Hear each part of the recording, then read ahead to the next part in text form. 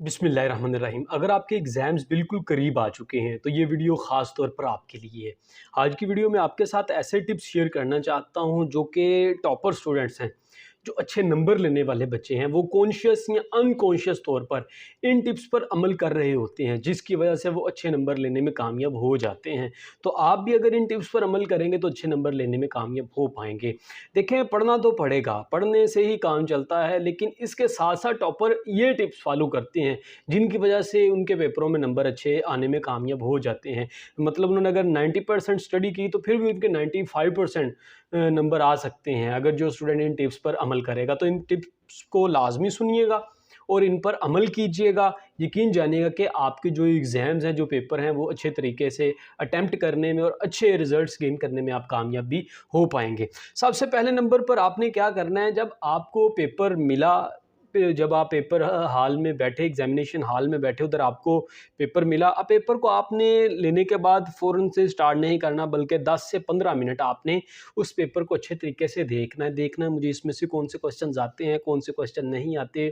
कहाँ से मुझे प्रॉब्लम है। मेंटली रिलैक्स होकर पुरसुकून हो के आपने उस चीज़ को देखना है कि यार अच्छे से मैं कौन कौन सी चीज़ें कर लूँगा। टेंशन में बिल्कुल नहीं आना, बिल्कुल स्ट्रेस नहीं लेनी। अगर टेंशन लेंगे, स्ट्रेस लेंगे, तो बहुत सी चीज़ें तो आपको वैसे ही भूल जाएँगी। दूसरे नंबर पर जो काम करना स्टूडेंट एक गलती करते हैं, वो अपने टाइम को अच्छे तरीके से मैनेज नहीं कर पाते। कोशिश करो कि अगर अभी आपका पेपर नहीं, उससे पहले ही आप अपने टाइम को मैनेज कर लो कि अगर 2.5 घंटे का पेपर है, उसमें मैंने शॉर्ट को कितना टाइम देना है, लॉन्ग क्वेश्चंस को कितना टाइम देना है, एमसीक्यूज़ को कितना टाइम देना है, सारा टाइम मतलब अच्छे तरीके से आप प्रैक्टिस कर लो कि आप उतने जितना टाइम आपको मिला है, उतने प्रॉपर टाइम में आप अपने पेपर को अटेम्प्ट कर सको, पेपर को सॉल्व कर सको, हल कर सको। अगर देखो कि आप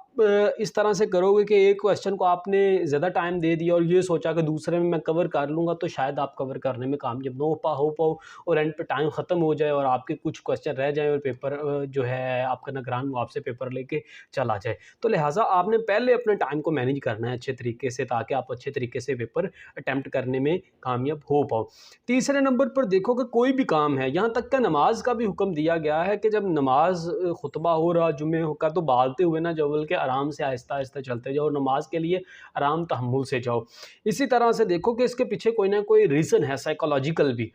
पेपर अगर आप जाओगे देने, बिल्कुल पेपर स्टार्ट हो चुका है और उसके बाद आए हो, वो आके आपको निगरान ने खड़ा कर लिया, ये सुपरिटेंडेंट ने उधर रोक लिया, उसके बाद आप टेंशन में चले गए कि पता नहीं क्या बनेगा, और उस टेंशन के चक्कर में पेपर ही आपको भूल जाएगा। बहुत सी चीज़ें आप उस टेंशन में चले जाओगे और आपको, क्योंकि टेंशन माइंड में आएगी और जो कुछ आपने लेसन याद किया, लर्न किया, वो भी सारा कुछ माइंड में, तो फिर आपके माइंड के साथ प्रॉब्लम होगी। तो लिहाजा जब पेपर स्टार्ट होना उससे कम से कम 20 मिनट पहले, 20 से 25 मिनट पहले आप अपने पेपर हॉल में चले जाओ, जाके उधर जाके आप अच्छे तरीके से खामोशी के साथ बैठ जाओ और पेपर का वेट करो, किसी से फालतू बातें ना करो, बुक चाहे बंद रहने दो, चुप करके पेपर आने का वेट करो।